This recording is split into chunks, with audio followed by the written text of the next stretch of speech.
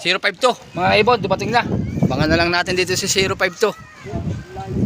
Ayan, 052. Oras 8:59. Tingnan natin kung anong speed niya mga kaibon. Dyan daw. Nakita ko yan din eh. Oh. Dyan daw galing. Hindi daw yung pagdadat. Okay. May isa na ang Panderby. Good job, 052. Ang huling lipad nito ay Ragay Kamsor mga kaibon. So yan ang speed ni 052 natin. Estimate ko lang naman yan. Gamit ko lang up na yan. Ay halos parehas lang sa clacking sa kubo mga kaibon. Kaya matik, yan ang naging speed niya. A few minutes later. Speak, kita ko.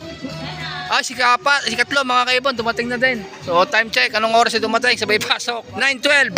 Wala Panderby natin.